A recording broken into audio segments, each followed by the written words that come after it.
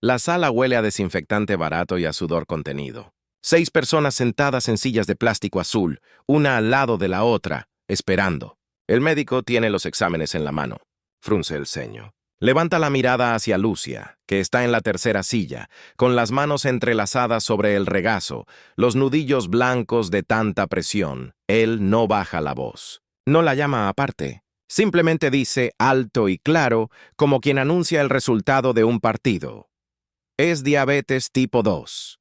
Y por lo que veo, ya está avanzada. El silencio que sigue es brutal. Las otras personas giran la cabeza, algunas con pena, otras con esa curiosidad mórbida que nace del miedo de que lo mismo les pase a ellas. Lucia se congela. Su hija, sentada a su lado, siente que el piso desaparece bajo sus pies. Ese momento quedará grabado para siempre, como una cicatriz que no se ve, pero que duele cada vez que alguien menciona la palabra consultorio. ¿Cómo llegaron hasta ahí?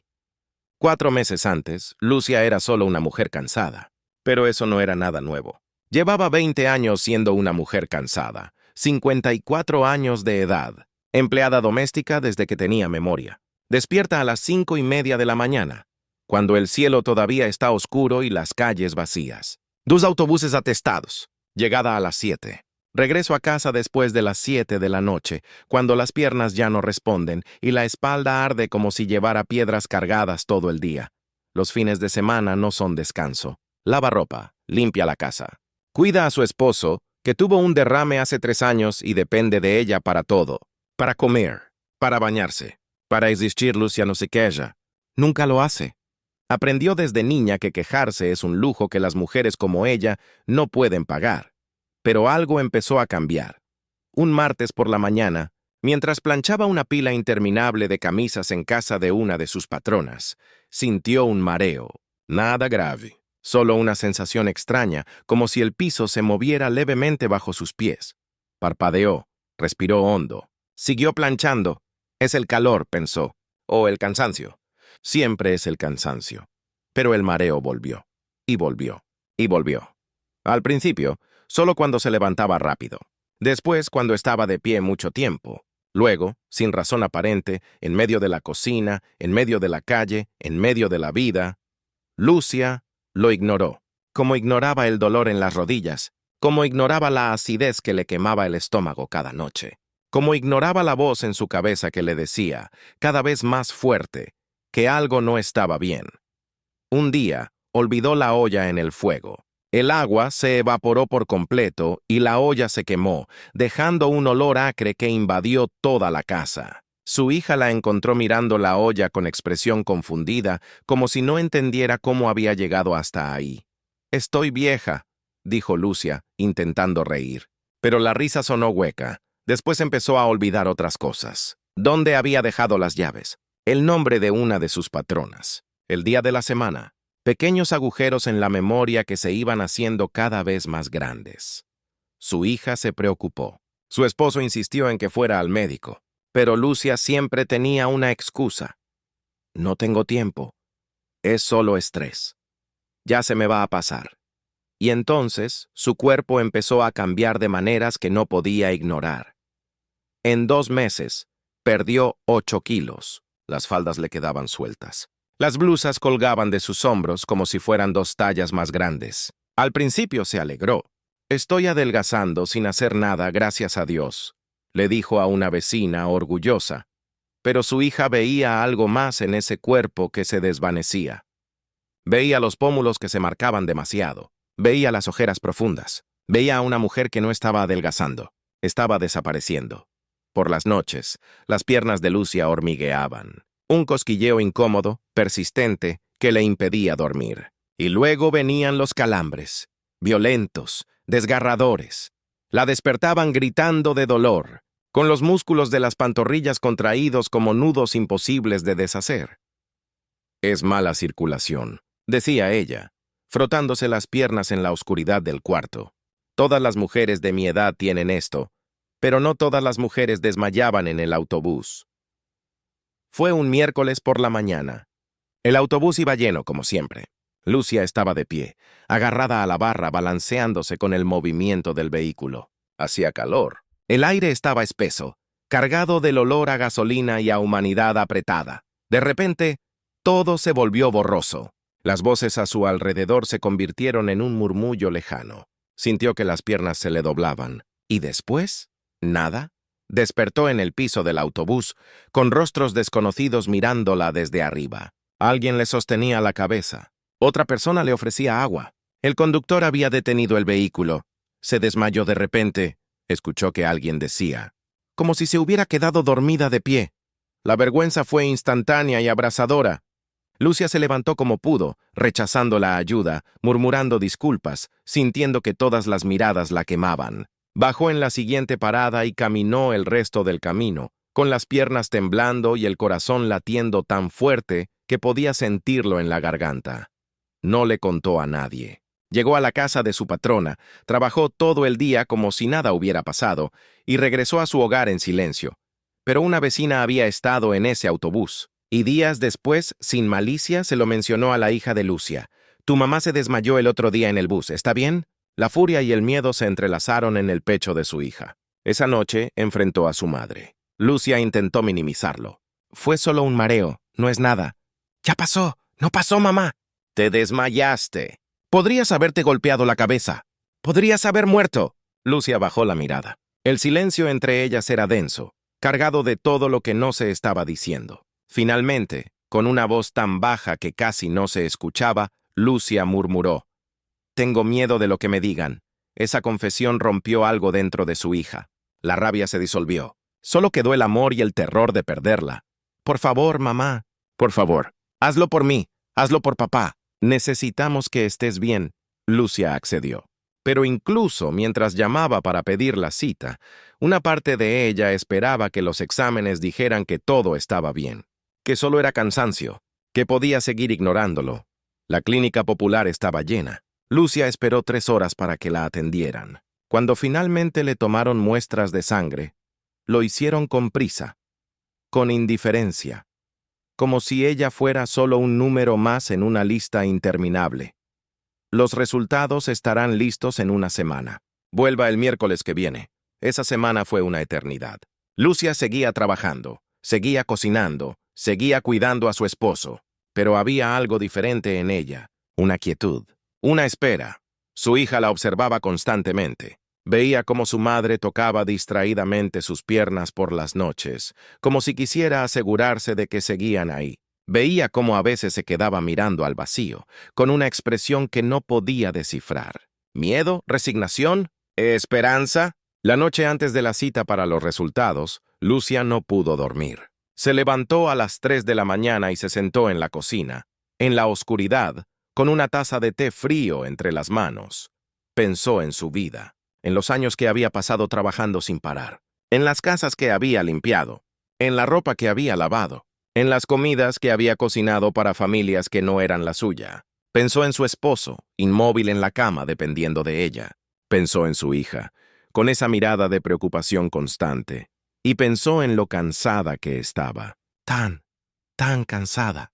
Cuando el miércoles llegó, Lucia y su hija fueron juntas a la clínica.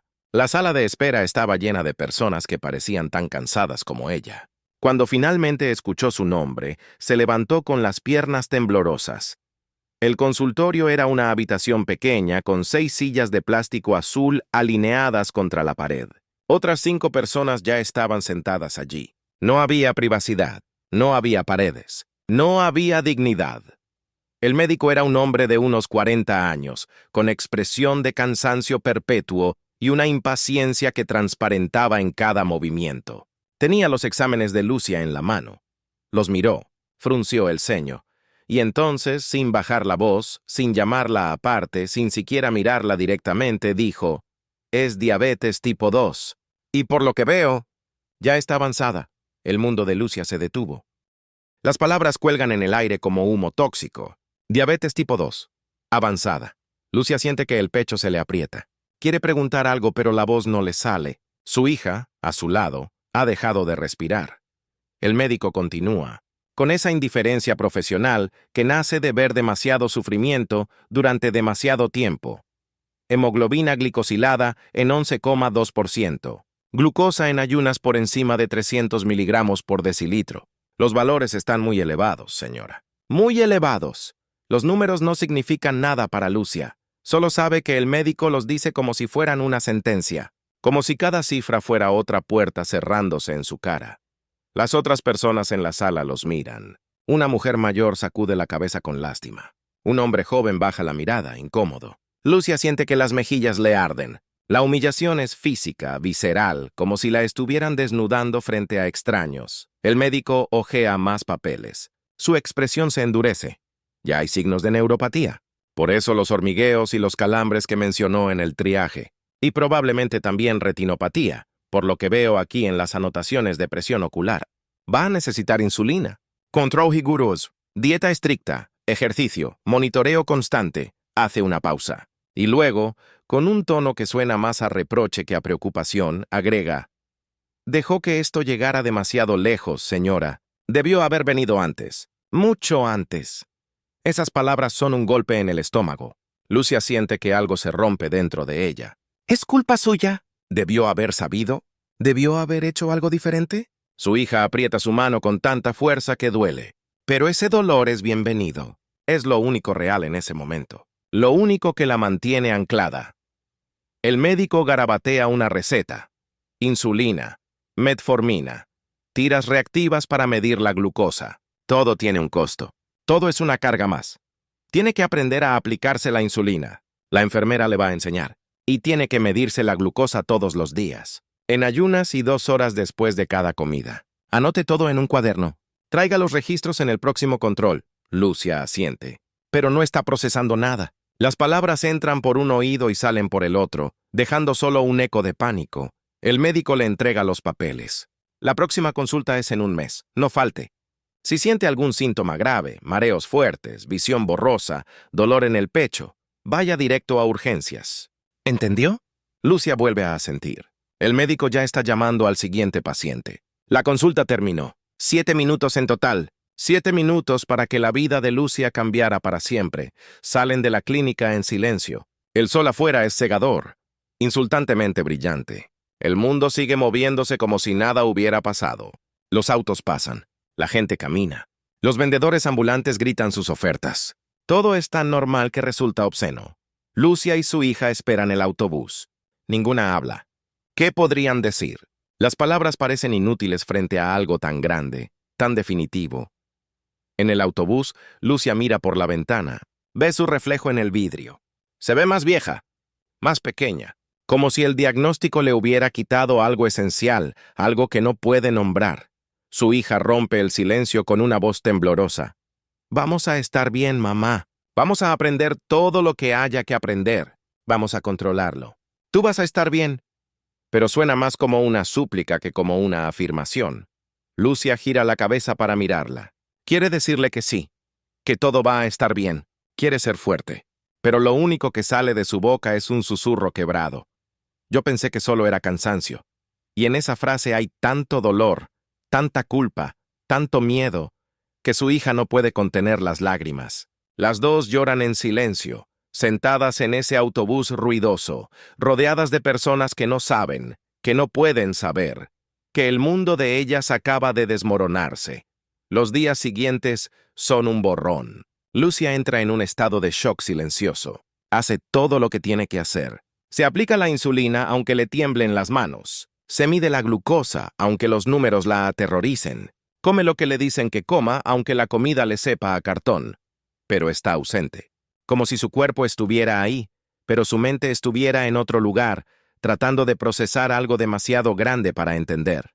Por las noches, su hija la escucha llorar. Un llanto ahogado, contenido, que intenta no despertar a nadie. Es el sonido del miedo puro, del arrepentimiento, de la pregunta que no tiene respuesta. ¿Y ahora qué? Su esposo, desde su silla de ruedas, la mira con impotencia. Él quisiera ayudar. Quisiera decirle algo que la consolara. Pero no puede. Solo puede estar ahí, testigo silencioso del dolor de la mujer que lo cuida. Lucia empieza a evitar a sus vecinas. No quiere que le pregunten. No quiere ver la lástima en sus ojos.